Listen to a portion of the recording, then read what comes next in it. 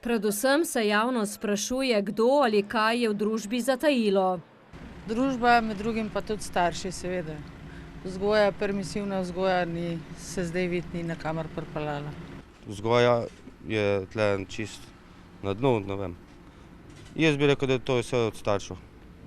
Zdaj, če bi bili starši normalni, pa da bi to, ne vem, ne moreš ti otroku dati neko orožje, da se igra doma. Preveč kriminala po televiziji, preveč tega je.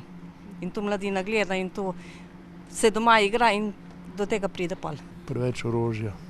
Vsak ima doma, še od 20-30 let nazaj. Pa otroci seveda, otroci vse vidijo, vse imajo. Otrokom se vse dovoli. Oni mali takoj morajo imati pištole i puške i igrati se i točno ciljajo u človeka i to starši ne reagirajo nič. I to sve vidijo na telefone. Telefone morajo od prvega leta imeti.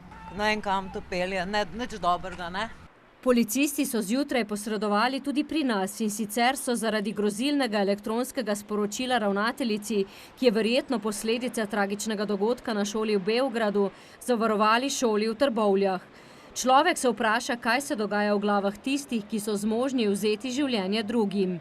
Zdaj seveda je pa dovoljeno vse, problem permisivne vzgoje in seveda posledično ljudje mislijo, da lahko naredijo vse. Težko bi rekel, da gre za neko možgansko okvaro, vsekakor po moje ne, pač osebnostna motnja, ne. Teh pa je zaradi družbenih razmer, tehnologije in neustrezne vzgoje, pa tudi zaradi neobvladovanja stresa vse več poudarja. V Zvezi prijateljev mladine Slovenije pozivajo, da v pogovoru zaznamo morebitne stiske otrok, pri čemer je zelo pomembno, da pri njih krepimo sočutje do sovrstnikov, jih naučimo prepoznavati znake nasilja in jih hkrati opremimo z informacijami, ki jim bodo pri tem v pomoč.